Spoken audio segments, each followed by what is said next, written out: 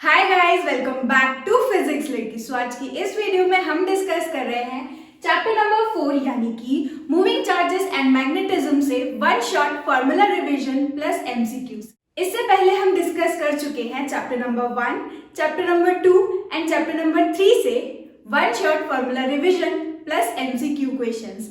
तो अगर आपने वो वीडियोस नहीं देखी है तो उसकी लिंक आपको नीचे डिस्क्रिप्शन बॉक्स में मिल जाएगी। इसके अलावा भी हमने assertion and reason, case study type question class 12 physics से किए हुए हैं। अगर आपने वो वीडियोस भी नहीं देखी है तो उसकी लिंक आपको इसी वीडियो के नीचे डिस्क्रिप्शन बॉक्स में मिल जाएगी। इसके अलावा चैप्टर नंबर 1 और चैप्टर नंबर 2 से हमने एनसीईआरटी एग्जाम्पलर एमसीक्यूज भी डिस्कस किए हैं, तो वो भी अगर आपको देखना है तो उसकी लिंक भी आपको इसी वीडियो के नीचे डिस्क्रिप्शन बॉक्स में मिल जाएगी। और बात रही हैंड रिटन फॉर्मूलेस की, अगर आपको पीडीएफ चाहिए तो वो पीडीएफ आपको मिलेगी टेलीग्राम ग्रुप पे। तो टेलीग्राम ग्रुप ज्वाइन करना मत भूलना, उसकी लिंक भी आपको इसी वीडियो के नीचे डिस्क्रिप्शन बॉक्स में मिल जाएगी। तो स्टार्ट करते हैं अब हमारे चैप्टर नंबर 4 यानी कि मूविंग चार्जेस एंड मैग्नेटिज्म से हमारे फॉर्मूले। तो आज हम डिस्कस कर रहे हैं ऑलमोस्ट 15 फॉर्मूले हमारे 4th चैप्टर से मूविंग चार्जेस एंड मैग्नेटिज्म से। तो देखते हैं हमारा फर्स्ट जो है फॉर्मूला वो कौन सा है। तो फर्स्ट फॉर्मूला यहाँ पर है हमारा बायो-सैवर्ट लॉ। बायो-सैवर्ट लॉ हमें क्या बताता है कि अगर हमारे पास एक करंट कैरिंग कंडक्टर है तो उसके करंट एलिमेंट की वजह से किसी एक पॉइंट पर मैग्नेटिक फील्ड कितनी होती है ना। अगर छोटे से पार्ट की हम बात कर रहे हैं, छोटे से करंट एलिमेंट की हम बात कर रहे हैं, तो मैग्नेटिक फील्ड भी कैसी होगी, छोटी सी। तो उसका फॉर्मूला क्या होता था, dB is equal to mu naught upon 4 pi IDL sine theta upon r square. यहाँ पर म्यू नॉट जो है वो हमारा क्या होता है, परमिएबिलिटी ऑफ फ्री स्पेस, ठीक है। और I यानी कि करंट जो कि हमारे कंडक्टर में होगा, DL यहाँ पर क्या है, उस कंडक्टर का लेंथ है ना। IDL हमारा पूरा क्या बन जाएगा, करंट एलिमेंट, प्लस यहाँ पर साइन थीटा। थीटा यहाँ पर क्या होता है, it is angle between current element and distance from the point two the wire. यानी कि यहाँ पर अगर हम R देखें तो R हमारा क्या होता है, it is a distance from point where we have to find the magnetic field from the wire, right. So ये हमारा R और DL के बीच जो एंगल होता है वो हमारा होता है थीटा। तो यहाँ से हम किसी छोटे से करंट एलिमेंट की वजह से छोटी सी मैग्नेटिक फील्ड निकाल सकते हैं। तो उसका फॉर्मूला हमारा mu naught upon 4 pi IDL sine theta upon r square. इसके अलावा अगर इसका वेक्टर फॉर्म हम देखें तो वेक्टर फॉर्म में हमारा यहाँ पर सेम एज इट इज होता है, dB is equal to mu naught upon 4 pi IDL sine theta में अगर हम ऊपर R का मल्टीप्लाई करें और नीचे R का मल्टीप्लाई करें तो DL साइन थीटा और R को हम क्या लिख सकते हैं, DL क्रॉस R। तो बस यही फॉर्मूला हमारे वेक्टर फॉर्म में हम इसको रिप्रेजेंट कर सकते हैं, IDL cross R upon R cube, right. और यहाँ पर अगर हम देखें म्यू नॉट अपॉन 4 पाई, तो म्यू नॉट अपॉन 4 पाई की एक वैल्यू होती थी जो कि होता है 10 की power -7 tesla metre per ampere. तो ये आपको याद रखना है, म्यू नॉट अपॉन 4 पाई की जो वैल्यू होती है वो कितनी होती है, 10 to the power -7 tesla metre per ampere. इसके अलावा आपको न्यूमेरिकल में भी म्यू नॉट की वैल्यू कहीं पर पुट करनी है तो आप कैसे पुट करोगे, आपको ये वैल्यू तो याद ही है ना, म्यू नॉट अपॉन 4 पाई की वैल्यू आपको याद है कितनी होती है, 10 की पावर -7। अब आपको क्वेश्चन में कहीं आपको पुट करना है परमिएबिलिटी की वैल्यू, तो आप परमिएबिलिटी की वैल्यू क्या लिखोगे, यानी कि mu naught will be equal to 4 pi into 10 to the power -7 tesla metre per ampere, ठीक है। तो आप म्यू नॉट की वैल्यू भी यहाँ से लिख सकते हो। अगर हम यहाँ पर SI यूनिट की बात करें तो यार सबको अब तक याद हो ही चुकी होगी, मैग्नेटिक फील्ड की जो यूनिट है वो हमारी होती है टेस्ला, और टेस्ला किसके बराबर होता है, न्यूटन पर एम्पियर मीटर। ओके, सो ये दोनों वैल्यूज आपको याद रखनी है। इसके अलावा हमारी मैग्नेटिक फील्ड की एक और यूनिट होती है जो कि हमें नेक्स्ट चैप्टर में पता चलेगी, वो होती है वेबर पर मीटर स्क्वायर। तो ये भी आपको याद रखनी है, ठीक है, weber per metre square magnetic field की यूनिट। अब सेकेंड फॉर्मूले की बात करते हैं जो कि है applications of Biot Savart law. Biot Savart law हमने अप्लाई किया था, अलग अलग टाइप का करंट कैरिंग कंडक्टर लिया था और उसके लिए हमने मैग्नेटिक फील्ड निकाली थी। तो सबसे फर्स्ट फॉर्मूला यहाँ पर क्या है, magnetic field at the centre of the coil.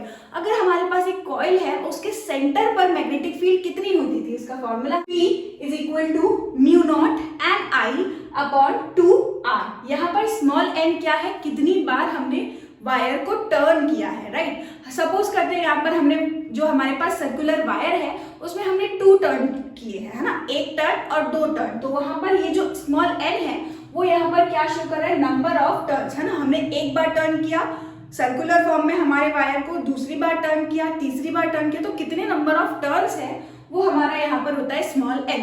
So magnetic field अब सेंटर पर हमारी कितनी होगी, μ0 n I/2r। तो ये फॉर्मूला आपको याद रखना है। इसके बाद चलो ठीक है, अगर हमारे पास एक सर्कुलर वायर होगी तो उसका फॉर्मूला अभी हमने देख लिया μ0 n I/2r। लेकिन क्या हुआ अगर हमारे पास आर्क से बना हुआ एंगल है ना, यानी कि हमारे पास एक कंप्लीट सर्कुलर वायर नहीं है, कुछ इस तरीके से अगर हमारे पास वायर है जिसका हमारा एंगल हमें पता है जो कि होगा थीटा, ठीक है। तो इस तरीके का कंडक्टर हमें गिवन है, यहाँ पर हमारा एंगल कितना बन रहा होगा, थीटा। हमारा जो आर्क यहाँ पर एंगल बना रहा होगा वो कितना होगा, थीटा। तो उसके लिए सेंटर पर मैग्नेटिक फील्ड कितनी होती है वो कैसे निकालेंगे, इस फॉर्मूले से। यहाँ पर μ0/4πI θ/r। यहाँ पर थीटा जो रहता है एंगल वो हमें रेडियन में रखना होता है। सपोज अगर हमें यही फॉर्मूला अगर याद हो तो हम ये सेंटर वाला फॉर्मूला भी इसी के हेल्प से वहां पर निकाल सकते हैं। जैसे अगर हम थीटा की वैल्यू देखिए कंप्लीट सर्कल में कितनी होगी, 360। एंगल हमारा कंप्लीट सर्कल में कितना होता है, 360, और 360 को हम क्या लिख सकते हैं, 2π। तो अगर हम इसी फॉर्मूले में थीटा की जगह पर कितना रखते हैं, 2π, तो 2 से 2 कैंसिल, यहाँ पर पाई से पाई कैंसिल। देखो हमारा ऊपर वाला फॉर्मूला आ गया कि नहीं। तो आप चाहो तो ऊपर वाला फॉर्मूला अलग से याद रख सकते हो सेंटर ऑफ द कॉइल के लिए, वैसे क्वेश्चन करते करते अपने आप याद हो ही जाता है। या फिर आप ये वाला तो फॉर्मूला बिल्कुल याद ही रख लो, μ0/4πI θ/r। थीटा यहाँ पर क्या होता है, वो एंगल जो कि हमारा आर्क बना रहा होता है ना, सेंटर से। डन। इसके बाद है हमारा at axis of the loop. हमारे पास एक रिंग होती थी तो उस रिंग की एक्सिस पर हम निकालते हैं मैग्नेटिक फील्ड। सो उसका फॉर्मूला हमारा क्या निकल के आता था, last result μ0 n I/a²/2 bracket में a² + r² की पावर 3/2। अब यहाँ पर जो a है वो क्या होता है, it is radius of that circular ring. Small r यहाँ पर क्या होता है, सेंटर से लेके वो पॉइंट जहां पर हम मैग्नेटिक फील्ड निकाल रहे होते हैं, ठीक है। और μ0 तो आपको पता ही है, परमेबिलिटी ऑफ फ्री स्पेस, जिसकी value 4π × 10⁻⁻7 Tesla metre per ampere. और यहाँ पर क्या है, देखो n यहाँ पर आपको पता है नंबर ऑफ टर्न्स हमारी उस रिंग में या सर्कुलर लूप में या कॉइल में।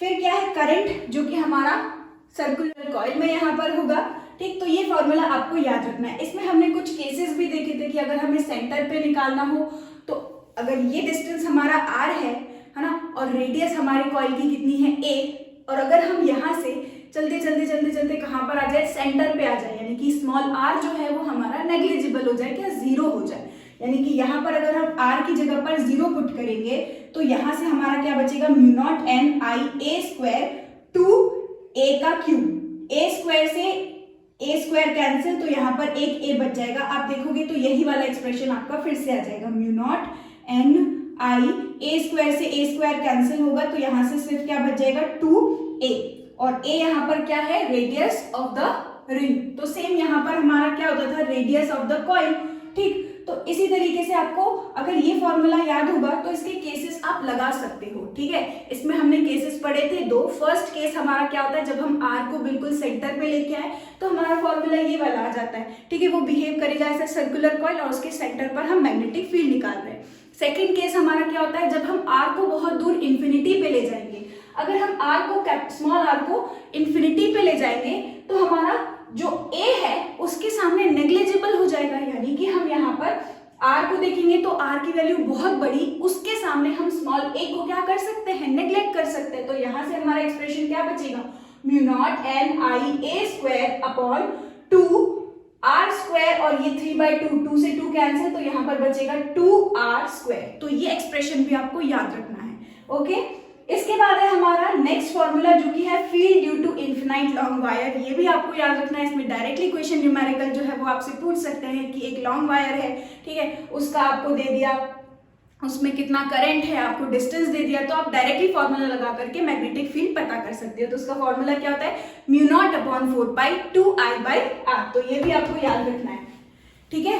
और ये याद आपको इसलिए भी रखना है क्योंकि ये आपको कहाँ पर काम आ सकता है, जब हमारे पास पैरेलल इनफिनाइट लॉन्ग वायर हो, ठीक, वो भी अभी हम डिस्कस करेंगे। तो आपको ये फॉर्मूला याद रखना है, काय का फॉर्मूला था ये, magnetic field due to infinite long wire अगर हमारे पास रखी हुई है तो किसी डिस्टेंस, उस वायर से किसी डिस्टेंस r पर हमें बताना है मैग्नेटिक फील्ड। तो मैग्नेटिक फील्ड हमारी क्या होती थी, म्यू नॉट अपॉन 4 पाई 2I bye r।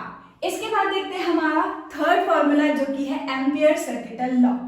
Ampere circuital law हमारा गॉस का भाई जैसा है, ठीक है। तो एम्पियर सर्किटल लॉ हमारा क्या कहता है, line integral of magnetic field is equal to mu naught times the total current that is present inside the loop, ठीक है। तो ये आपको याद रखना है बिल्कुल। फिर है हमारा फोर्थ फॉर्मूला जो कि है फील्ड ड्यू टू सोलेनॉइड। तो एक सोलेनॉइड की वजह से हमने मैग्नेटिक फील्ड निकाली थी। अगर हम यहाँ पर सोलेनॉइड की बात करें तो जो सोलेनॉइड होता था वो हमारा एक आइडल सोलेनॉइड होता था जिसके एक्सटीरियर में मैग्नेटिक फील्ड होती ही नहीं थी, ठीक है। इसके एक्सटीरियर में यहाँ पर मैग्नेटिक फील्ड होती ही नहीं थी, ठीक। क्योंकि हम एक लॉन्ग सोलेनॉइड की बात कर रहे हैं जिसका रेडियस कैसा होता है, बहुत ही ज्यादा small, length is greater as compare to the radius. तो यहाँ पर हम इस आइडल सोलेनॉइड की अगर बात करें तो इसके एक्सटीरियर में मैग्नेटिक फील्ड कैसी होती है, 0, लेकिन इसके इनसाइड जो मैग्नेटिक फील्ड होती थी वो कैसी होती थी, पैरेलल। तो उसके लिए इनसाइड के लिए जो हमारा मैग्नेटिक फील्ड निकल के आता था फॉर्मूला वो होता था mu naught N I. Mu naught यहाँ पर फिर से वही permeability of free space, n यहाँ पर क्या होता है, it is number of turns per unit length. यहाँ पर लिखना भूल गई हूं मैं, it is n, small n is equal to capital N upon N.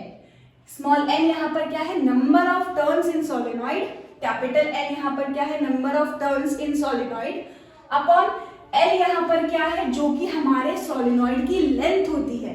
तो स्मॉल एन यहाँ पर हमें क्या बता रहा है कि एक यूनिट लेंथ में कितने नंबर ऑफ टर्न्स होंगे, it is number of turns per unit length. तो स्मॉल एन आपको याद रखना है। इसके बाद अगर हम सोलेनॉइड के एंड्स पर बात करें तो एंड पर जो मैग्नेटिक फील्ड होती है वो कैसी होती है, इस वाले मैग्नेटिक फील्ड के हाफ होती है, यानी कि हमारा एंड पर मैग्नेटिक फील्ड कितना आएगा, half mu naught N into I. अब यहां से अगर हम फिफ्थ फॉर्मूला देखें जो कि होगा फील्ड ड्यू टू टॉरॉइड।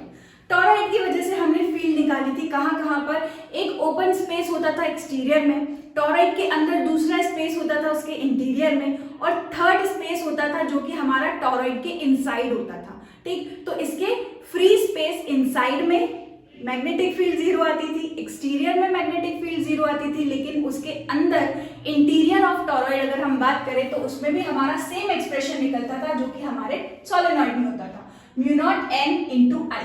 लेकिन यहाँ पर एक डिफरेंस है, वो ये कि यहाँ पर स्मॉल एन हमारा क्या होता है, capital N upon length of the solenoid, लेकिन यहाँ पर हमारा जो टॉरॉइड है उसमें मैग्नेटिक फील्ड का same formula mu naught N I, लेकिन यहाँ पर जो एन है हमारा वो क्या होता है, number of turns per unit 2 pi r. यहाँ पर हमें जो है उस टॉरॉइड का जो है वो रेडियस दिया रहता है, एवरेज रेडियस। आर एक्चुअली में यहाँ पर क्या होता है, एवरेज रेडियस, है ना।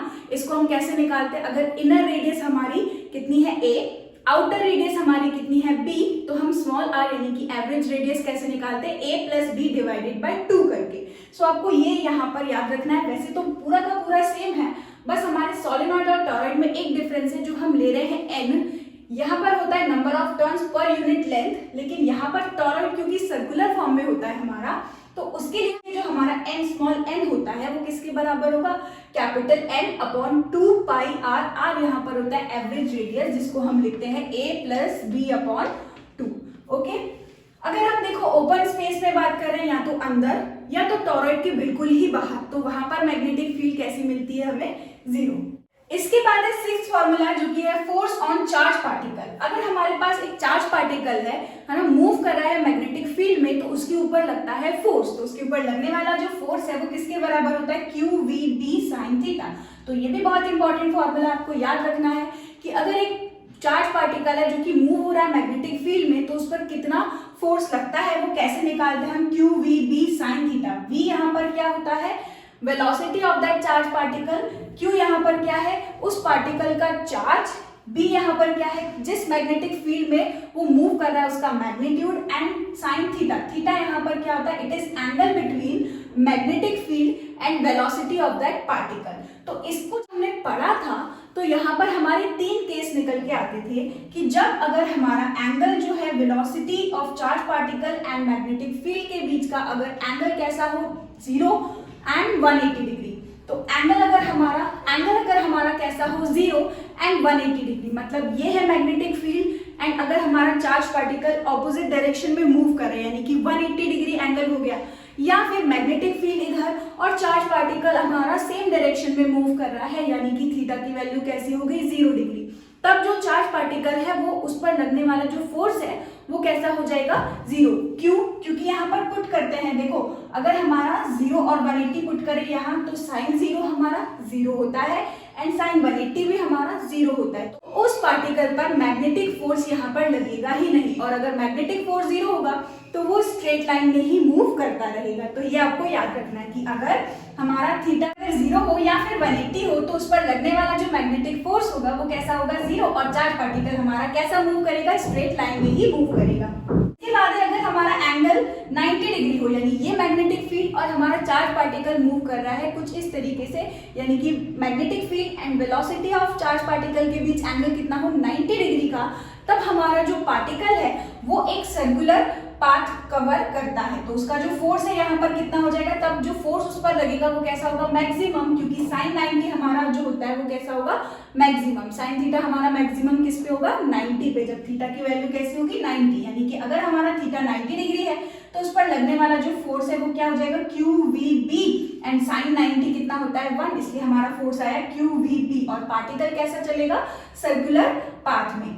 इसके बाद है अगर हमारा एंगल कोई भी रैंडम हम ले ले एक्यूट एंगल, ठीक है थीटा ले ले, तब हमारा जो फोर्स होगा वो हो जाएगा QVB साइन थीटा, और अब हमारा जो पार्टिकल है वो हेलिकल मोशन करने लगेगा। हेलिकल मोशन क्या होता है, जो कि आगे भी बढ़ेगा और सर्कुलर पाथ में भी मूव करेगा, यानी कि कुछ इस तरीके से हमारा पार्टिकल जो है कुछ इस तरीके से चलेगा, मतलब सर्कुलर मोशन भी करेगा और आगे की तरफ भी बढ़ेगा, ऐसे मोशन को हम कहते थे हेलिकल मोशन। तो ये भी आपको याद रखना है, ठीक है। अगर 0 और 180 हो, थीटा की वैल्यू अगर 0 और 180 हो, यानी कि पार्टिकल जो है वो स्ट्रेट लाइन में चलेगा।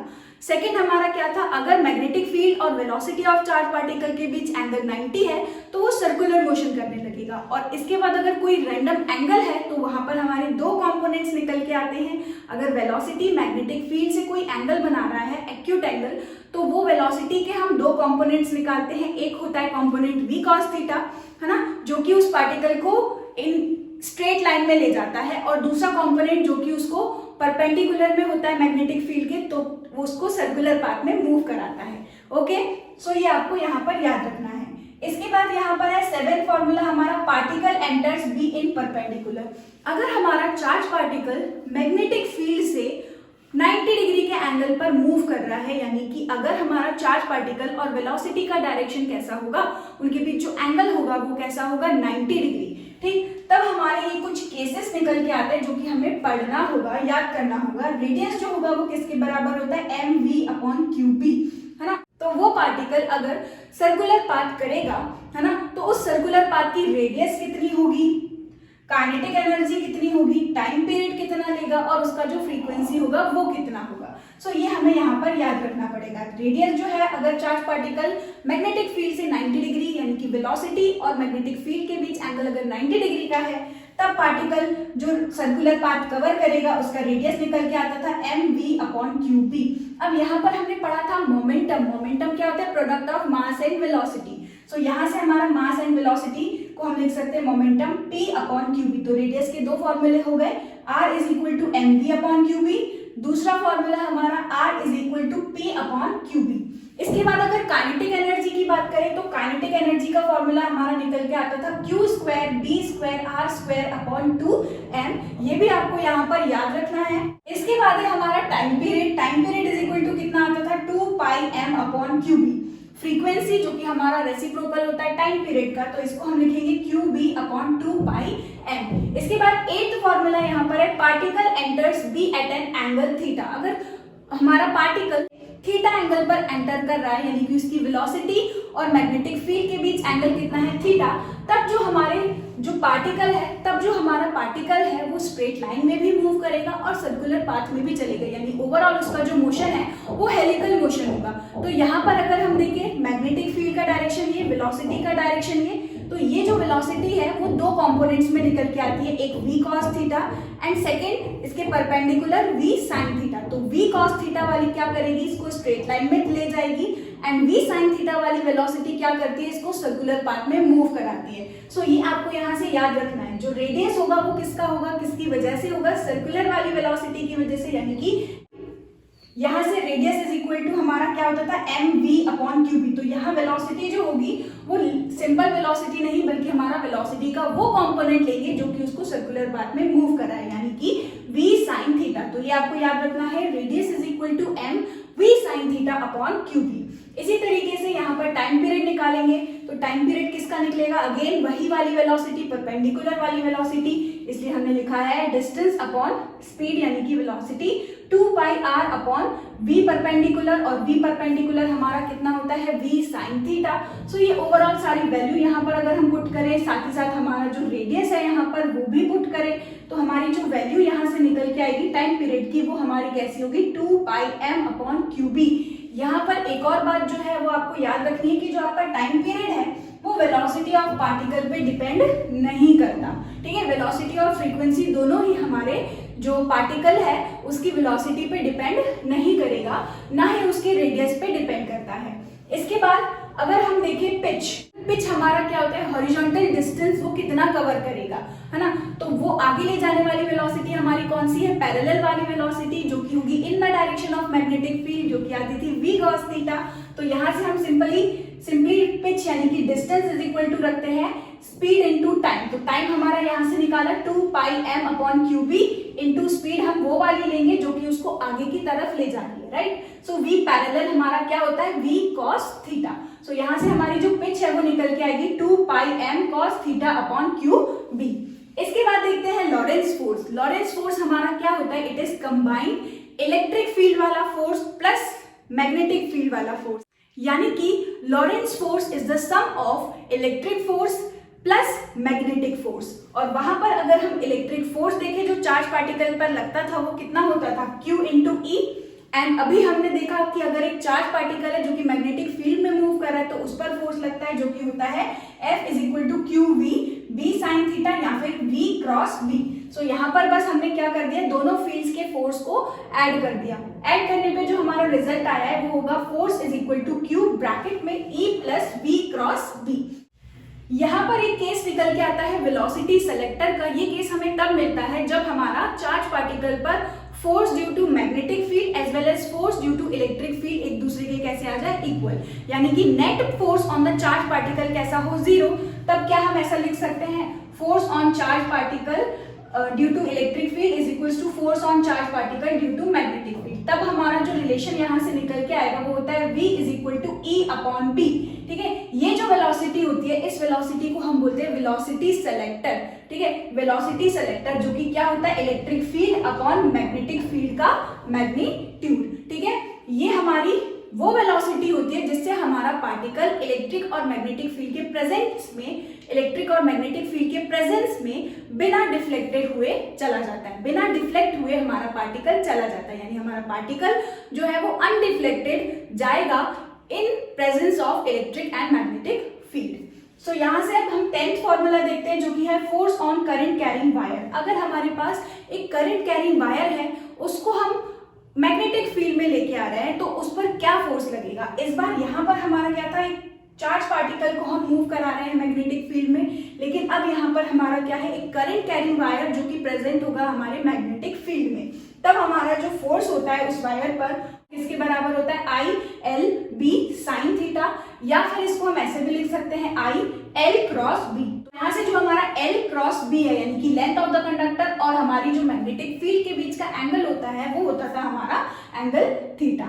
इसके बाद है हमारा नेक्स्ट फॉर्मूला जो कि है 11th, force between two parallel wires, है ना। अगर दोनों के बीच करंट का डायरेक्शन कैसा हो, सेम हो, दो वायर्स हैं, दोनों वायर्स के बीच करंट का डायरेक्शन कैसा हो, सेम हो, तो वो दो वायर्स, पैरेलल वायर्स एक दूसरे को क्या करेंगी, अट्रैक्ट। अगर एक में ऊपर की तरफ डायरेक्शन, एक में नीचे की तरफ करंट का डायरेक्शन, तो वो दोनों एक दूसरे को क्या करती है, रिपेल। तो ये आपको याद रखना है। अगर पैरेलल वायर्स हैं तो वो एक दूसरे को क्या करेंगी, अट्रैक्ट। एंटी पैरेलल का क्या मतलब है, एक में करंट का डायरेक्शन ऊपर, दूसरे में करंट का डायरेक्शन नीचे, तो वो दो वायर्स एक दूसरे को क्या करते हैं, रिपेल। तो ये आपको याद रखना है। तो यहाँ से जो फोर्स का फॉर्मूला निकल के आता था, that force will be equal to mu naught upon 4 pi 2 I1 I2 upon R into में L, ठीक है। इसके बाद है हमारा नेक्स्ट फॉर्मूला जो कि है torque on current carrying wire. अगर हमारी एक करंट कैरिंग वायर या करंट कैरिंग लूप जो कि एक मैग्नेटिक फील्ड में रखा हुआ है, तो उस पर लगता है टॉर्क। तो टॉर्क का फॉर्मूला यहाँ से क्या निकल के आता है, NIAB sin थीटा। यहाँ से N क्या होता है, number of turns in that coil, I क्या है, current that is present in the coil, A क्या है, area of the coil, and B यहाँ पर क्या है, मैग्नेटिक फील्ड का मैग्नीट्यूड जिसमें हमने उस कॉइल को रखा है, एंड साइन थीटा। तो यहाँ से अगर हम टॉर्क देखें, सो NIA जो है वो हमारा होता है कैपिटल M, जिसको हम बोलते थे मैग्नेटिक डाइपोल मोमेंट। तो यहाँ से हम लिख सकते हैं M क्रॉस A की जगह यहाँ पर आएगा B, okay, M cross B। M cross B को अगर हम देखें तो हम इसको ऐसे भी लिख सकते हैं MB साइन थीटा, और वो जो थीटा एंगल है वो किसके बीच में होता था, magnetic field and magnetic dipole moment, ठीक। तो ये आपको याद रखना है। इसके बाद अगर हम मैग्नेटिक डाइपोल की बात करें तो डिटेल में ये हमारा 5th चैप्टर में आएगा, मैग्नेटिक डाइपोल मोमेंट। जैसे हमने इलेक्ट्रिक डाइपोल मोमेंट देखा था, वहां पर टॉर्क का फॉर्मूला क्या था, P क्रॉस E, राइट। सो यहाँ पर हमारा फॉर्मूला क्या हो जाएगा, वहां डाइपोल मोमेंट P से रिप्रेजेंट करते थे और इलेक्ट्रिक फील्ड होती थी इसलिए E। तो यहाँ पर टॉर्क का फॉर्मूला कैसे याद रखना है, M जो कि होता है magnetic dipole moment, cross field यहाँ पर कौन सी होती है, मैग्नेटिक, इसलिए हम लिखेंगे M cross magnetic field B। इसके बाद यहाँ पर क्या है, देखो theta is the angle between magnetic moment, dipole moment and B यानी कि मैग्नेटिक फील्ड।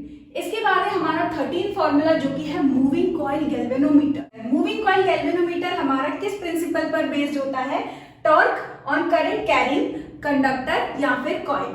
हमारी कॉइल मैग्नेटिक फील्ड में जब हम रखते हैं तो वो क्या एक्सपीरियंस करता है, एक टाइप का टॉर्क, ठीक है। तो उस प्रिंसिपल पर बेस्ड होता है हमारा मूविंग कॉइल गैल्वेनोमीटर। तो यहाँ पर अगर हम फर्स्ट फॉर्मूला देखें जो कि होता है G is equal to K upon NBA, यहाँ पर ये जो G होता है इसको हम बोलते हैं गैल्वेनोमीटर कांस्टेंट। यहाँ पर कैपिटल G हमारा क्या है, गैल्वेनोमीटर कांस्टेंट। K यहाँ पर हमारा क्या होता था, it is restoring torque per unit twist. M यहाँ पर क्या होता है, number of turns in that coil. B magnetic field जिसमें उस कॉइल को रखा गया है। A is the area of that coil, ठीक। तो ये फॉर्मूला आपको यहाँ से याद रखना है। सेकंड फॉर्मूला जो कि हमारा इसी टॉपिक में करंट सेंसिटिविटी जो कि हम डिनोट करते हैं IS से, वो किसके बराबर होता है, it is twist angle upon current.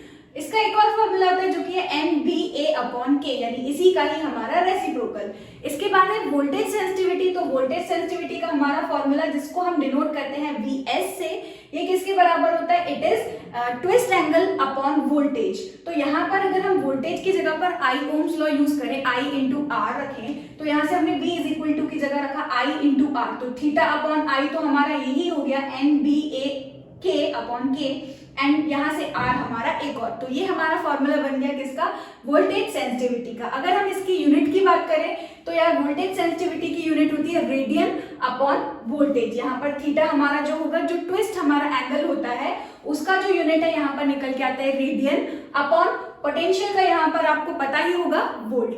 हमारी जो यूनिट है वो करंट सेंसिटिविटी की रह गई, तो फिर से थीटा की यूनिट क्या होती है, रेडियन, एंड हमारा जो करंट है उसकी यूनिट क्या होती है, एम्पियर। तो करंट सेंसिटिविटी की यूनिट यहाँ से निकल के आती है रेडियन पर ampere, okay. End voltage sensitivity की यहाँ से क्या निकल के आती है, इट इज रेडियन पर वोल्ट। इसके बाद है हमारे दो लास्ट फॉर्मूले जो कि है अगर हम गैल्वेनोमीटर को अमीटर में कन्वर्ट कर रहे हैं, दूसरा अगर हम गैल्वेनोमीटर को वोल्ट मीटर में कन्वर्ट कर रहे हैं। तो 14 फॉर्मूला है हमारा, अगर हम गैल्वेनोमीटर को अमीटर में कन्वर्ट कर रहे हैं तब हमें क्या करना पड़ता है, गैल्वेनोमीटर के साथ पैरेलल में एक लो रेजिस्टेंस कनेक्ट करना पड़ता है, और उस लो रेजिस्टेंस को हम बोलते हैं शंट। और अगर हमें उस शंट की वैल्यू निकालनी है तो कैसे निकालते हैं, shunt is equal to IG capital G upon I minus IG।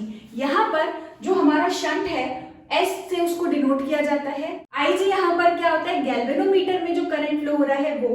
Capital G यहाँ पर क्या है, रेजिस्टेंस इन गैल्वेनोमीटर, गैल्वेनोमीटर का जो रेजिस्टेंस है वो, अपॉन कैपिटल आई यहाँ पर क्या है, जो हम करंट जिसको हमें मेजर करना है, अगेन माइनस आई जी, फिर से यहाँ पर क्या है, it is current in galvanometer. तो ये फॉर्मूला यहाँ पर आपको याद रखना है। काफी सारे क्वेश्चन सैंपल पेपर में आपको मिलेंगे जो कि इसी कॉन्सेप्ट पे बेस्ड है। मूविंग कॉइल गैल्वेनोमीटर के बहुत सारे क्वेश्चन जो हैं वो आपके सैंपल पेपर में आए हैं, तो यहाँ से आप ये सारे फॉर्मूले तो बिल्कुल बहुत अच्छी तरीके से याद कर लो, ठीक है। आपको इसमें एक और चीज याद रखनी है, वो ये कि हम हमेशा पैरेलल में कनेक्ट करते हैं शंट को, और वो भी हमारा रेजिस्टेंस जो होता है कैसा होता है, लो रेजिस्टेंस, ठीक है, लो रेजिस्टेंस डिवाइस। तो अगर हमारे पास देखिए, हम तो दो रेजिस्टेंस हो गए, एक रेजिस्टेंस गैल्वेनोमीटर का जो कि है जी, दूसरा रेजिस्टेंस जो कि हमने पैरेलल में कनेक्ट किया है वो है एस। तो अगर हम इक्विवेलेंट रेजिस्टेंस निकालें इस केस में, तो इक्विवेलेंट रेजिस्टेंस हमारे यहाँ से निकल के आएगा आरपी इज इक्वल टू, क्योंकि वो पैरेलल में कनेक्ट होगा, पैरेलल में अगर हमारे दो रेजिस्टेंस कनेक्ट है तो हमारा फॉर्मूला क्या होता है, R1 R2 upon R1 plus R2। तो हमने लिखा G S upon G plus S। तो ये फॉर्मूला आपका बनके तैयार हो गया। इसके बाद है 15th हमारा, अगर हम गैल्वेनोमीटर को वोल्ट मीटर में कन्वर्ट कर रहे हैं तो क्या होगा। गैल्वेनोमीटर को जब हम वोल्ट मीटर में कन्वर्ट करते हैं तब हमें क्या करना पड़ता है, गैल्वेनोमीटर के साथ एक हाई रेजिस्टेंस डिवाइस कनेक्ट करना पड़ता है जिसका रेजिस्टेंस कैसा होगा, R। अच्छा, इसको मैंने यहाँ पैरेलल लिख लिया है, ये होता है सीरीज में कनेक्ट, हाई रेजिस्टेंस डिवाइस जो कि हमारा सीरीज में कनेक्ट होता है, ठीक है। तो अगर हमें गैल्वेनोमीटर को वोल्टमीटर में कन्वर्ट करना है तो हाई रेजिस्टेंस डिवाइस कनेक्ट करेंगे और वो भी सीरीज में, और उस रेजिस्टेंस की वैल्यू अगर हमें निकालनी है तो उसका फॉर्मूला क्या होता है, V वोल्टेज अपॉन आई जी, यहाँ पर क्या है again current in galvanometer, minus G यहाँ पर क्या है, resistance of galvanometer. Equivalent resistance की अगर हम बात करें तो ये दोनों कैसे कनेक्ट होते हैं, सीरीज में। तो इक्विवेलेंट रेजिस्टेंस कैसे निकालेंगे, एक हो गया R, दूसरा हो गया गैल्वेनोमीटर का रेजिस्टेंस जो कि है कैपिटल G।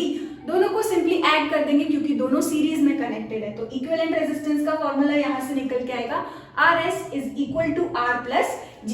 तो ये रहे आपके सारे 15 फॉर्मूले from moving charges and magnetism. इसके बाद हम देखते हैं कुछ एमसीक्यूज हमारे इसी चैप्टर पे based. First, proton and alpha particle enter in uniform magnetic field with the same velocity. एक प्रोटॉन और अल्फा पार्टिकल मैग्नेटिक फील्ड में, यूनिफॉर्म मैग्नेटिक फील्ड में एंटर कर रहे हैं सेम वेलोसिटी के साथ। The period of rotation of the alpha particle will B. तो यहाँ हमें बताना है कि जो टाइम पीरियड होगा अल्फा पार्टिकल का वो हमारा 4 टाइम्स होगा दैट ऑफ प्रोटॉन, 2 टाइम्स होगा that of proton, 3 times that of proton, या same as that of proton. तो प्रोटॉन के रिस्पेक्ट में हमें टाइम पीरियड बताना है अल्फा पार्टिकल का। तो यार अगर हम यहाँ पर देखें तो टाइम पीरियड का जो फॉर्मूला होता है it is 2 pi m upon q B. यहाँ पर m हमारा मास होता है उस पार्टिकल का, q चार्ज होता है एंड b मैग्नेटिक फील्ड। अगर हम यहाँ लिखे टाइम पीरियड ऑफ प्रोटॉन तो हम लिखेंगे time period of proton will be equal to 2 pi mass of proton and charge of proton, और मैग्नेटिक फील्ड हम ले लेते हैं b। अगर हम time period of alpha particle लिखे तो हम लिखेंगे time period of alpha particle will be equal to 2 pi mass of alpha particle. यहाँ पर क्या होता है 4 टाइम्स ऑफ प्रोटॉन होगा, यानी कि हम लिखेंगे 4 mass of proton, okay, upon यहाँ पर चार्ज ऑफ अल्फा पार्टिकल। तो हमारा अल्फा पार्टिकल का charge twice of that of charge of proton होता है, यानी कि हम लिखेंगे 2qp and magnetic field same में एंटर कर रहा है यानी कि b। बस यहाँ पर हम इसका रेशियो निकालेंगे, यानी कि हम लिखेंगे time period of alpha to time period of proton is equal to 2 pi 4 mass of proton upon 2qpb and time period of proton अगर हम लिखे तो हम लिखेंगे रेसिप्रोकल होकर ये ऊपर चला जाएगा, यानी कि qpb अपॉन 2 पाई mp। तो यहाँ से हमारा charge of proton cancel, magnetic field same है इसलिए cancel, mass of proton cancel and यहाँ से 2 पाई से ये 2 पाई कैंसिल। तो हम देख सकते हैं हमारा अल्फा पार्टिकल जो है वो कितना आया है 2 times to that of proton, ठीक है। तो हमारा जो टाइम पीरियड है अल्फा पार्टिकल का वो कैसा आया है 2 टाइम्स दैट ऑफ प्रोटॉन, यानी कि करेक्ट ऑप्शन यहाँ पर कौन सा है, option number 2 that is B. अब देखते हैं second question. A galvanometer of resistance 100 ohm gives full scale deflection with 5 meter ampere current. In order to convert it into 5 volt range voltmeter, the value of resistance connected in series is। तो यार अभी हमने एक formula देखा था यहाँ पर कि अगर हमें एक गैल्वेनोमीटर को वोल्टमीटर में कन्वर्ट करना है तो उसके लिए हमने एक फॉर्मूला देखा था, जो रेजिस्टेंस यहाँ पर होगा it will be equal to V upon IG minus G। यहाँ पर V क्या होता है, पोटेंशियल, है ना, जिस रेंज में हमें उसको कन्वर्ट करना है। IG यहाँ पर क्या होता है, करंट इन गैल्वेनोमीटर। G यहाँ पर क्या होता है, रेजिस्टेंस ऑफ गैल्वेनोमीटर। ठीक है, तो ये सारी वैल्यूज यहाँ पर हमें गिवन है। अगर हम पोटेंशियल देखें तो कितना गिवन है, 5 वोल्ट। इसके बाद करंट यहाँ पर कितना गिवन है, 5 मिली एम्पियर, यानी कि हम लिखेंगे 5 into 10 to the power minus 3 ampere. ठीक है, मिली एम्पियर गिवन था क्योंकि, और इसके साथ यहाँ पर हमें गिवन है गैल्वेनोमीटर का रेजिस्टेंस जो कि कितना है, कैपिटल G, यानी कि यहाँ पर कितना गिवन है, 100। सो हम लिखेंगे माइनस 100। तो ये 5 से ये 5 कैंसिल, 1 अपॉन 10 की पावर माइनस 3 को ऊपर लेके जाएंगे, सो इट विल बिकम 10 की पावर प्लस 3। सो यहाँ से हमारा जो रेजिस्टेंस है वो कितना आ जाएगा, 10 की पावर प्लस 3, यानी कि 1000 minus 100। So it will come 900 ओम। सो हमारा करेक्ट आंसर यहाँ पर कौन सा है, फर्स्ट ऑप्शन जो कि है 900 ओम। इसके बाद देखते हैं third question. Proton moving with a constant velocity passes through a region of space without changing in its velocity. एक प्रोटॉन है जो कि कांस्टेंट वेलोसिटी से मूव कर रहा है, कांस्टेंट वेलोसिटी से मूव कर रहा है एक प्रोटॉन, है ना, यानी कि उसकी वेलोसिटी चेंज नहीं हो रही है। If E and B represent electric and magnetic field respectively in this region of space may not have, इनमें से हमें बताना है कि कौन सा ऑप्शन यहाँ पर करेक्ट नहीं होगा अगर हमारा एक प्रोटॉन यूनिफॉर्म इलेक्ट्रिक और मैग्नेटिक फील्ड में मूव कर रहा है। ठीक है, हमारा एक प्रोटॉन कांस्टेंट वेलोसिटी से मूव कर रहा है, यानी कि थर्ड क्वेश्चन में हमें क्या बोला है, वेलोसिटी जो है हमारी वो कैसी है, कांस्टेंट। तो अगर हमारा एक प्रोटॉन कांस्टेंट वेलोसिटी से मूव कर रहा है तो हमें बताना है इनमें से कौन सा ऑप्शन यहाँ पर करेक्ट नहीं है ना।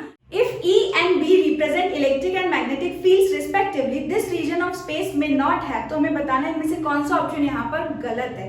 ठीक, तो अगर हम फर्स्ट की बात करें तो E is equal to 0, B is equal to 0, तो ये तो बिल्कुल ही करेक्ट है। इलेक्ट्रिक फील्ड हमारी यहाँ पर 0 होगी और मैग्नेटिक फील्ड भी हमारी 0 होगी। तो यार मैग्नेटिक फील्ड 0 है, यानी कि मैग्नेटिक फोर्स उस पर लग ही नहीं रहा।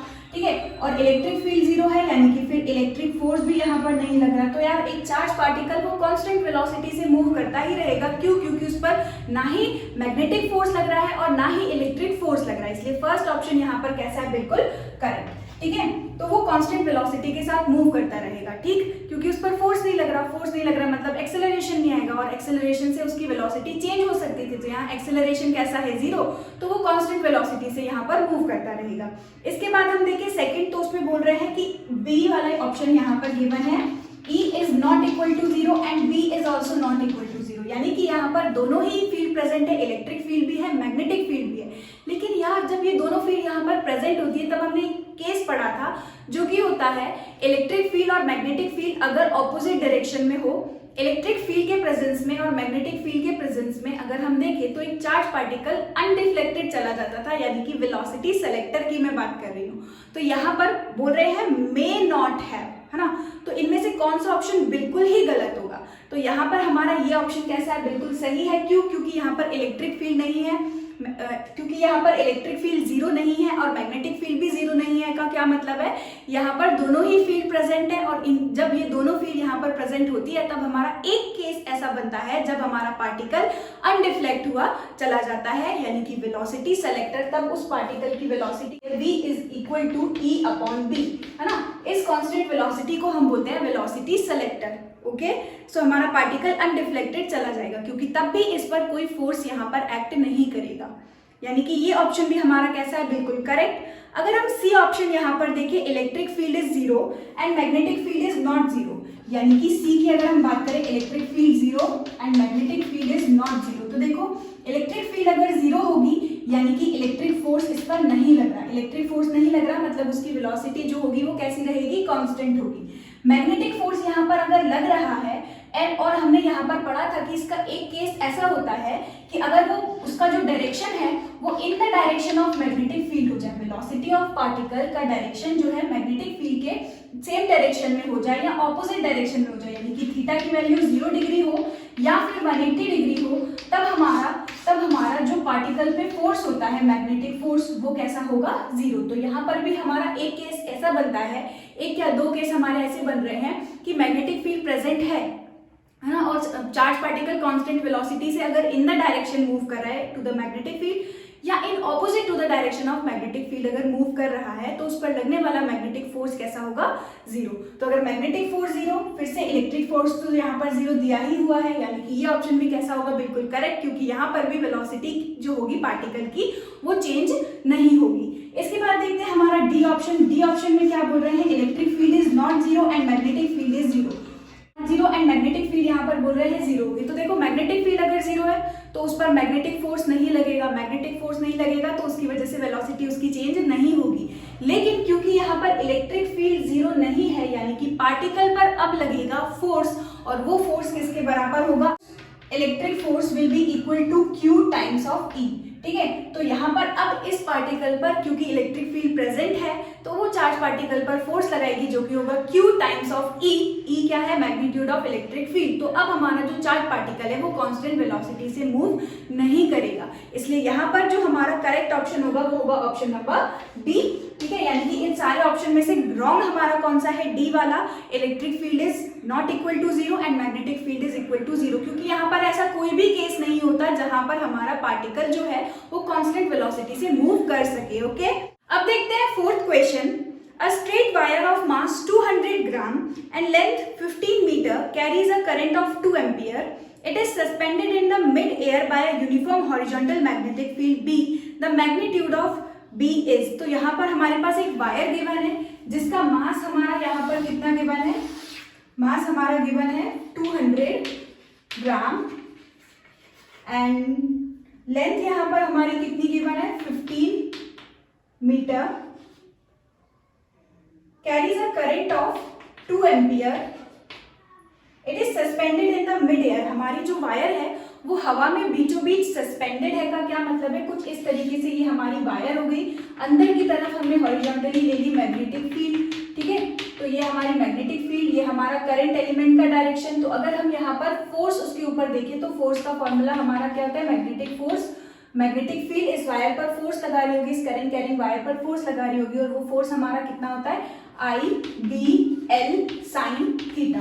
तो यहाँ पर अगर हम थीटा देखें तो दोनों के बीच एंगल कितना होगा, 90 डिग्री, यानी कि हम फोर्स लिख सकते हैं बी आई एल. ठीक है, अब इस पर अगर हम फोर्स का डायरेक्शन देखें तो अंदर की तरफ मैग्नेटिक फील्ड, डायरेक्शन हमारा लेंथ का ये, तो फोर्स इस पर कहाँ लग रहा है, ऐसे ऊपर की तरफ. ठीक है, ये हमारा हो गया ऊपर की तरफ इसका फोर्स, यानी कि मैग्नेटिक फोर्स, इस पर लगने वाला मैग्नेटिक फोर्स कहाँ आया, ऊपर की तरफ. अब ये बोल रहे हैं कि ये हवा में सस्पेंडेड है, तो कैसे सस्पेंडेड रह सकती है, जब इस पे लगने वाला नेट फोर्स कैसा हो, जीरो.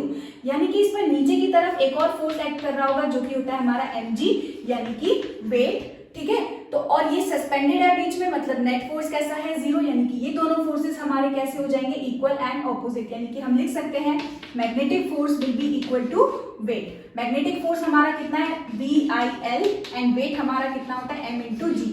बस सारी वैल्यूज यहाँ पर हमें पुट करके मैग्नेटिक फील्ड जो है वो निकालना है. तो हमने लिखा m g upon I L.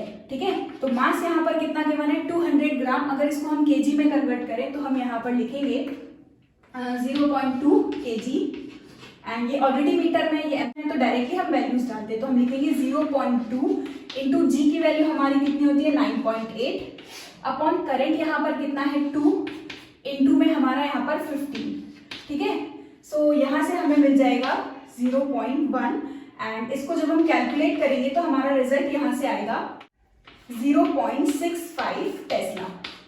ठीक, सो देखते हैं हमारा कौन सा ऑप्शन यहाँ पर करेक्ट है. ऑप्शन नंबर डी यहाँ पर बिल्कुल करेक्ट है, 0.65 टेस्ला. इसके बाद देखते हैं fifth question. E, F, G are 3 current carrying linear conductors as shown. The direction of net magnetic force on F will be. तो यहाँ पर हम जैसे कि डायग्राम में देख रहे हैं E, F, G हमारे पास करंट कैरिंग कंडक्टर है ना. यहाँ पर ऐसे 3 हमारे पास करंट कैरिंग कंडक्टर है. E में अगर हम देखें, E, F, G, E में अगर हम देखें करंट का डायरेक्शन कहाँ है, ऊपर की तरफ.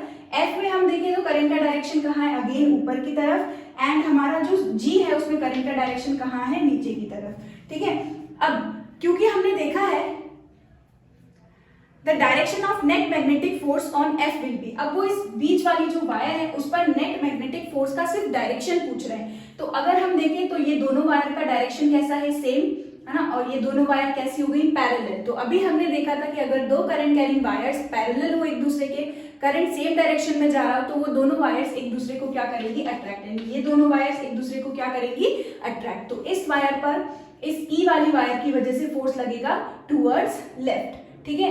अब जी की वजह से देखें तो यार इन दोनों का डायरेक्शन कैसा है, ऑपोजिट, यानी कि ये दोनों कैसी है, एंटी पैरेलल। और जब एंटी पैरेलल होती है वायर्स तो ये क्या करती है, एक दूसरे को रिपेल करेंगी। तो ये यहाँ पर अगर रिपेल करेगी तो ये जाएगी कहाँ पर, इससे रिपेल करेगी, यानी कि अगेन ये कहाँ जाएगी, लेफ्ट साइड। तो ओवरऑल अगर हम देखें तो इसका नेट डायरेक्शन कहाँ आने वाला है, टूवर्ड्स लेफ्ट। देखते हैं कौन सा ऑप्शन यहाँ पर हमारा करेक्ट है। In the plane of paper towards left, यानी कि बी ऑप्शन यहाँ पर कैसा है, बिल्कुल करेक्ट, ठीक है, फॉर फिफ्थ क्वेश्चन। इसके बाद नेक्स्ट क्वेश्चन है हमारा यहाँ पर, a moving coil sensitive galvanometer gives at once much more deflection to control its speed of deflection. तो यहाँ पर होता क्या है, हमने पढ़ा हुआ है कि हमारा जो करंट है it is directly proportional to theta, और थीटा यहाँ पर हमारा क्या होता है, डिफ्लेक्शन। जितना ज्यादा हम करंट पास करेंगे उतना ही ज्यादा हमको डिफ्लेक्शन देखने को मिलेगा। तो यहाँ पर बोल रहे हैं उसकी स्पीड को अगर हमें कंट्रोल करना है तो हमें इनमें से क्या यहाँ पर लगाना चाहिए। ए है high resistance to be connected across its terminal, एक हाई रेजिस्टेंस डिवाइस कनेक्ट करना चाहिए। Second, magnet should be placed near the coil, coil के नियर में एक मैग्नेट पुट करना चाहिए।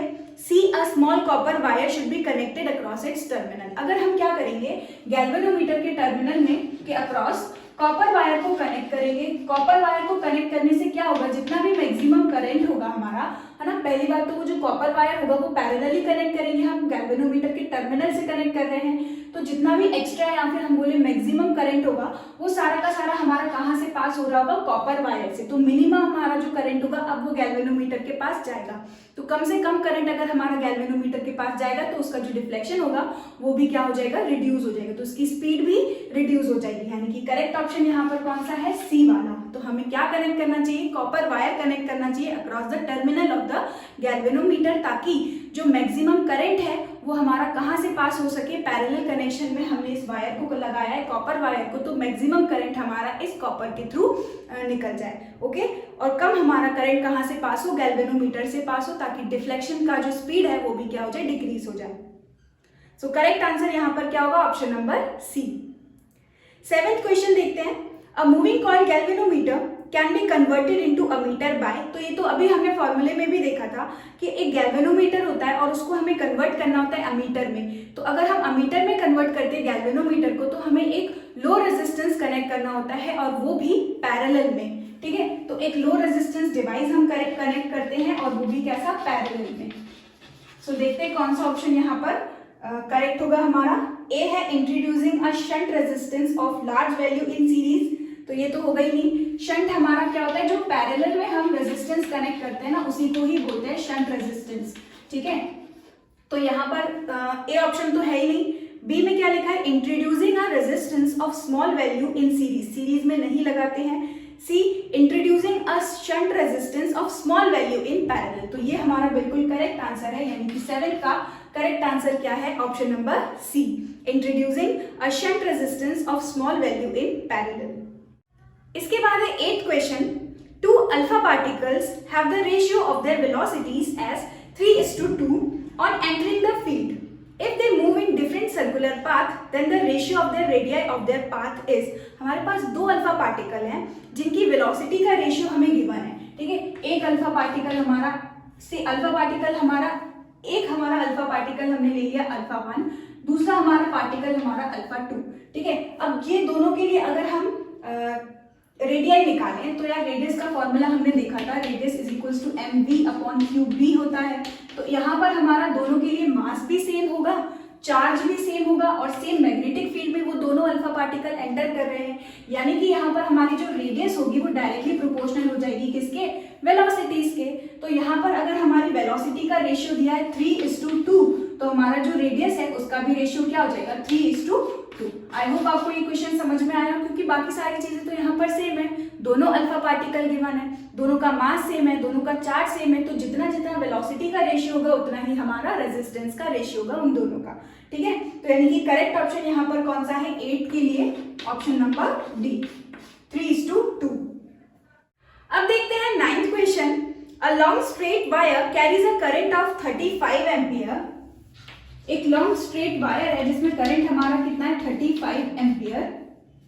The magnitude of the field B at point 20 centimetre from the wire is, हमारा distance जो हमें गिवन है इट इज 20 सेंटीमीटर, और इसको अगर हम मीटर में कन्वर्ट करें यानी कि हम लिखेंगे 20 × 10⁻⁻² metre from the wire is, तो यहाँ पर हमें बताना है मैग्नेटिक फील्ड का मैग्नीट्यूड जो है वो कितना है। तो अ लॉन्ग स्ट्रेट वायर यानी कि यहाँ पर ये किसकी बात कर रहे हैं, एक इन्फिनाइट लॉन्ग वायर, जिसके लिए हमने मैग्नेटिक फील्ड का फॉर्मूला पढ़ा था जो कि होता है μ0/4π2I/r। ठीक है, सो यहाँ पर μ0/4π हमारा कितना होता है 10⁻⁷ 2 इंटू करंट यहाँ पर कितना गिवन है 35 एम्पियर अपॉन रेडियस हमारी यहाँ पर कितनी होगी 20 × 10⁻²। ये 2 से ये 2 कैंसिल, हमारा यहाँ से बचेगा 10⁻⁻1 एंड ये ऊपर जाएगा तो ये हो जाएगा 35 × 10⁻⁻6 या फिर 3.5 × 10⁻⁻5। ठीक है, यानी कि करेक्ट ऑप्शन यहाँ पर कौन सा है हमारा, option number first A, 3.5 × 10⁻⁻5 unit क्या होती है टेस्ला। ठीक है, इसके बाद देखते हैं 10th question. If a current sensitivity of a moving coil galvanometer is increase by 20%, अगर हमने करंट सेंसिटिविटी को 20% इंक्रीज कर दिया, its resistance also increases by 1.5 times the voltage sensitivity be affected by. तो यार अगर हम यहाँ पर रिलेशन देखें तो यहाँ पे हमने करंट सेंसिटिविटी को इंक्रीज किया है, वो भी कितना 20%, एंड रेजिस्टेंस हमने कितना इंक्रीज किया है 1.5 टाइम्स। तो यहाँ पर अगर हम सबसे पहले देखें, इनिशियली करंट सेंसिटिविटी को हम सपोज कर लेते हैं IS, इनिशियली रेजिस्टेंस तब होगा R एंड पोटेंशियल जब हमारा होगा उसको हम सपोज कर लेते हैं, वोल्टेज सेंसिटिविटी को हम सपोज कर लेते हैं VS। ठीक है, ये इनिशियली हमारे हो गए। अब अगर हम रिलेशन देखें वोल्टेज सेंसिटिविटी और करंट सेंसिटिविटी का, तो वो क्या होता था VS = IS/R होता था, राइट। अब हमने क्या किया है, अब हमने करंट सेंसिटिविटी को 20% इंक्रीज किया है, यानी कि अब हमारा जो IS डैश हो गया वो कितना हो गया, इंक्रीज हो गया कितना परसेंट 20%, यानी कि अगर इनिशियली कितना था IS तो हम करेंगे IS प्लस 20% ऑफ IS। ठीक है, या फिर इसको अब इसको अगर हम सॉल्व करेंगे तो हमारा ये हो जाएगा IS प्लस 20/100 इंटू IS, या सिंपली हम इसको लिख सकते हैं 120/100 IS, यानी कि हमारी जो सेंसिटिविटी है वो कितना इंक्रीज हुई है 120/100 IS। इसको कट करेंगे तो यहाँ से ये कितना आ जाएगा 2 6 एंड 2 5, मतलब हमारी जो सेंसिटिविटी इंक्रीज हुई है वो कितनी टाइम्स हुई है 6/5 times of initial current sensitivity. I hope आपको ये समझ आया हो। रेजिस्टेंस ऑलरेडी हमें इंक्रीज हुआ दिया हुआ है, अगर हम R डैश लिखे तो R डैश हमारा ऑलरेडी हमें गिवन है 1.5 टाइम्स ऑफ R है। ठीक है, अब सिंपली हमें यहाँ पर वोल्टेज सेंसिटिविटी निकालनी है, तो हम लिखेंगे voltage sensitivity VS dash is equal to IS dash upon R dash. ठीक है, तो यहाँ से हमारा IS डैश कितना आया है 6/5 टाइम्स ऑफ IS। ठीक है, एंड रेजिस्टेंस हमारा कितना है 1.5 टाइम्स ऑफ R, यानी कि हम लिखेंगे upon 1.5 times of R, 1.5 into R। ठीक है, तो हमारी जो वोल्टेज सेंसिटिविटी है IS अपॉन R हमारा क्या बन जाएगा VS, यानी कि ये हो जाएगा यहाँ से 12 एंड ये कटेगा तो यहाँ से आएगा 3 4/5 IS अपॉन R हमारा क्या बन जाएगा वोल्टेज सेंसिटिविटी VS, यानी कि हमारी वोल्टेज सेंसिटिविटी कितना इंक्रीज हुई है 4/5 times of initial voltage sensitivity VS। लेकिन यहाँ पर हमसे पूछा है कितना परसेंट, यहाँ पर हमको पूछा है कितना परसेंट चेंज आया है, परसेंट इंक्रीज या डिक्रीज का फॉर्मूला अगर अप्लाई करें तो ये हो जाएगा change in value upon original value into 100, ठीक है। ये हमारा सिंपल नॉर्मल फॉर्मूला होता है परसेंट निकालने का। तो इनिशियली अगर हम देखें तो हमारा वोल्टेज सेंसिटिविटी कितना था, Vs माइनस, अब हमारा कितना हो गया 4/5 times of Vs upon original हमारा कितना था Vs इंटू में हमने किया 100। तो यहाँ से इसको अगर हम सॉल्व करेंगे तो Vs हमारा कैंसिल आउट हो जाएगा और ये आएगा 5 - 4 यानी कि 1/5 इंटू 100, यानी कि ये हमारा आ जाएगा 20%। तो कितना परसेंट चेंज आया है हमारे वोल्टेज सेंसिटिविटी में, 20%। देखते हैं कौन सा ऑप्शन यहाँ पर करेक्ट है। ऑप्शन नंबर बी यहाँ पर बिल्कुल करेक्ट है, 20%। इसके बाद है 11th question. Neutron of kinetic energy 50 kilo electron volt is describing a circular orbit of radius 0.5 metre in a plane perpendicular to the magnetic field B. The kinetic energy of the proton that describes a circular orbit of radius 0.5 meter in the same plane with the same magnetic field. अगर हम यहाँ पर देखें तो deuteron जो है हमारा वो हमारा क्या होता है, न्यूट्रॉन प्लस प्रोटॉन, है ना। एक न्यूट्रॉन प्लस एक न्यूट्रॉन प्लस एक प्रोटॉन को मिलाकर के हमारा क्या बनता है, ड्यूट्रियॉन, ठीक है। तो यहाँ पर अगर हम काइनेटिक एनर्जी का रिलेशन देखें, क्योंकि काइनेटिक एनर्जी हमसे पूछी है, तो काइनेटिक एनर्जी हमारा होता है B² Q² R² upon 2m, ठीक। अब काइनेटिक एनर्जी अगर हम ड्यूट्रियॉन की लिखें तो वो क्या होगा, मैग्नेटिक फील्ड B², चार्ज हमारा बिल्कुल सेम होता है क्योंकि न्यूट्रॉन का हमारा कोई चार्ज नहीं होगा, यानी एक प्रोटॉन का जितना चार्ज होगा वही हमारे ड्यूट्रियॉन का भी चार्ज होगा, यानी चार्ज हमारा हम लिख सकते हैं Q²।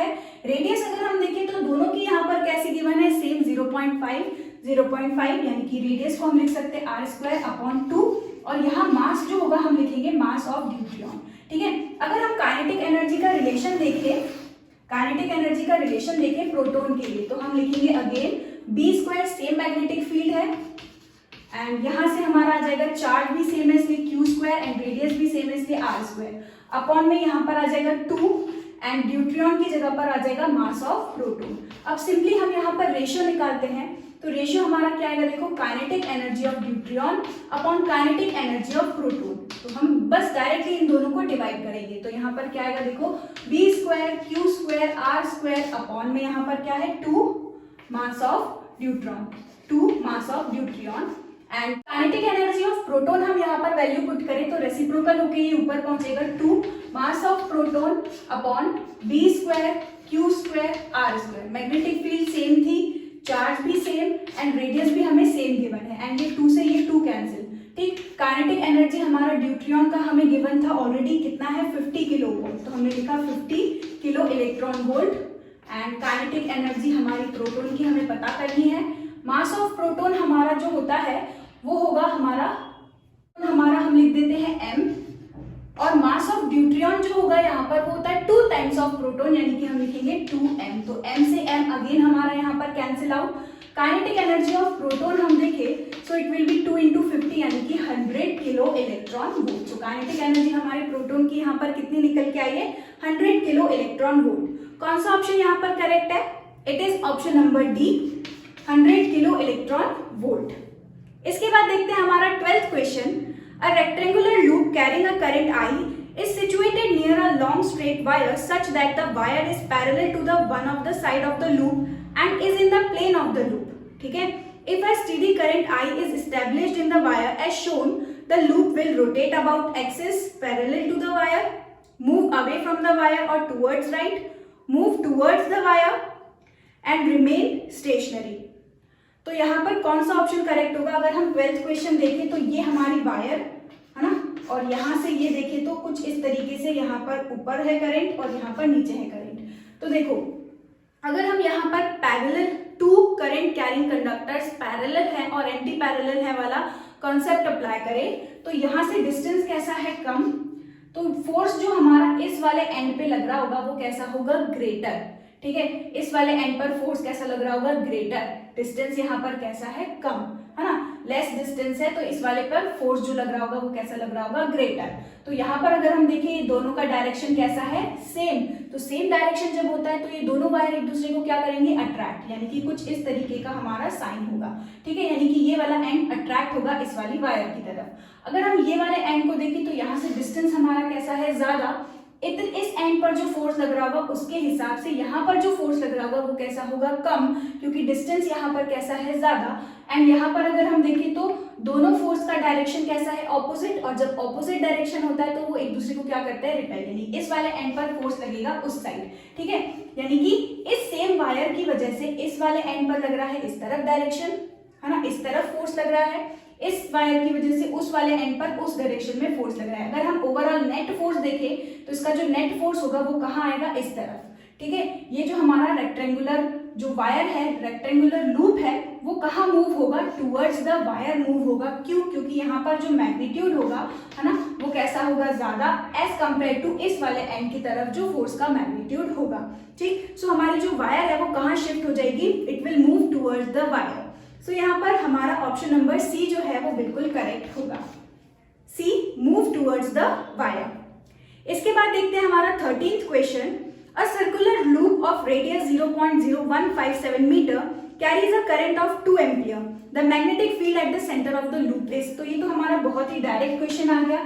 अगर हम लूप हमें यहाँ पर गिवन है और रेडियस हमारा यहाँ पर कितना गिवन है, 0.0157, करंट हमारा कितना गिवन है, 2 एम्पियर। तो अभी हमने पढ़ा हुआ है कि जो हमारा मैग्नेटिक फील्ड होता है it is equal to μ0/4 2 pi I upon R. बस ये सारी वैल्यूज हम इसमें पुट करेंगे और जो हमारा रिजल्ट यहाँ से निकल के आएगा it will B 8.0 into 10⁻⁵ Tesla या फिर वेबर पर मीटर स्क्वायर, क्योंकि ये भी हमारी मैग्नेटिक फील्ड की यूनिट होती है। तो ये वाला क्वेश्चन आप सॉल्व करके देख लेना। इसका जो करेक्ट आंसर है वो है सेकेंड ऑप्शन, जो कि है 8.0 इंटू 10⁻⁵ टेस्ला। अब देखते हैं 14th question. The deflection in moving coil galvanometer falls from 50 divisions to 10 divisions. When a shunt of 12 ohm is applied, the resistance of galvanometer coil is, जब हमने 12 ओम का शंट अप्लाई किया है हमारे गैल्वेनोमीटर में, तब जो करंट है वो 50 से हमारा 10 डिविजन्स में फॉल कर गया। अगर हम यहाँ पर देखें तो करंट हमारा डिविजन्स में यहाँ पर गिवन है, यानी कि अगर हम करंट निकालें तो इनिशियली हमारा करंट सपोज कर लेते हैं कितना है, I1, है ना, और हमारा current is directly proportional to क्या होता है, डिफ्लेक्शंस, ठीक। तो यानी कि हम यहाँ पर लिख सकते हैं I is equal to K50, ठीक। उसके बाद जब हमने यहाँ पर शंट अप्लाई किया है, शंट हमारा S की वैल्यू कितनी हो गई, 12 ओम, ठीक। तब जो हमारा करंट है गैल्वेनोमीटर में वो कितना हो गया, यानी कि IG हमारा जो है वो कितना हो जाएगा, K, एंड डिवीजन यहाँ पर कितना गिवन है, 10, ठीक है। बस अब यहाँ पर अगर हम गैल्वेनोमीटर का रेजिस्टेंस निकालें तो हमारा फॉर्मूला क्या लगेगा, shunt is equal to IG upon I minus IG into G, ठीक है। और यहाँ से हमें G कैलकुलेट करना है, सो हम लिखेंगे S I minus IG upon IG। तो S हमारा कितना है 12, I हमारा कितना है 50K, ठीक है, एंड माइनस ये कितना है 10K अपॉन में यहाँ पर IG यानी कि कितना आ जाएगा 10K। ये है 12 इंटू 50 माइनस 10 हमारा कितना हो जाएगा 40K अपॉन यहाँ से 10K, K से K कैंसिल, ये 0 से ये 0 कैंसिल, एंड ये हमारा आ जाएगा 48 ओम, ठीक। तो हमारा जो गैल्वेनोमीटर का रेजिस्टेंस है वो कितना आया है हमारा 48 ओम, कितना आया है 48 ओम। सो करेक्ट आंसर यहाँ पर क्या है, ऑप्शन नंबर डी। अब देखते हैं हमारा आज का last question. Two current loops are placed with their planes, one along x axis and other along y axis. Then the ratio of the resultant magnetic field at a common point to the individual magnetic field is, देखो अगर हम देखें तो कुछ इस तरीके का diagram यहाँ पर हमें गिवन है। सेम डिस्टेंस पर हमें बताना है इस पॉइंट पर, इस कॉमन पॉइंट पर जो मैग्नेटिक फील्ड होगी वो कितनी होगी। अगर हम देखें यहाँ से y एक्सिस की तरफ जो है ये हो गया हमारा by, मैग्नेटिक फील्ड ये x एक्सिस की तरफ जो है ये हमारी होगी bx। अगर हम रिजल्टेंट देखें तो मैग्नेटिक फील्ड हमारी ऐसी कुछ होगी, ठीक है। अगर हम देखें तो इन दोनों के बीच एंगल कितना गिवन है 90 डिग्री। तो अगर हम नेट मैग्नेटिक फील्ड निकालेंगे so it will be under root of bx का स्क्वायर प्लस by का स्क्वायर, ठीक है। अब यहाँ पर ये दोनों लूप जो है वो सेम डिस्टेंस पर है, करंट जो है वो भी सेम है, तो यहाँ पर इनका जो मैग्नीट्यूड हो गया वो भी कैसा हो गया, मैग्नेटिक फील्ड का सेम, यानी कि हम लिख सकते हैं under root of b square plus b square, यानी कि ये हो जाएगा under root of 2b square, या फिर हमारा जो नेट मैग्नेटिक फील्ड है वो कितना निकल के आएगा, इट विल बी √2b। ठीक, हमें बताना है ratio of resultant magnetic field at common point two the individual magnetic field. अगर हम इंडिविजुअली मैग्नेटिक फील्ड देखें तो यहाँ पर मैग्नेटिक फील्ड हमारी क्या थी, b, तो हमारा रिजल्टेंट कितना आया है, नेट हमारा आया है √b। नेट मैग्नेटिक फील्ड हमारी कितनी है, √2b। तो रेशियो हमें निकालना है रिजल्टेंट का इंडिविजुअल के साथ, यानी हम लिखेंगे net magnetic field upon individual magnetic field b।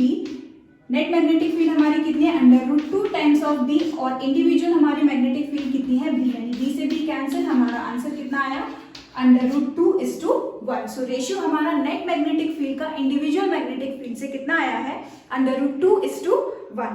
ठीक, तो यहीं पर खत्म होते हैं हमारे आज के questions. Thank you so much for watching this video. इसके बाद हम डिस्कस करेंगे चैप्टर नंबर 5 यानी कि मैग्नेटिज्म एंड मैटर के। पहले हम डिस्कस करेंगे formulas and then will discuss MCQs from chapter number 5. Thank you so much for watching this video.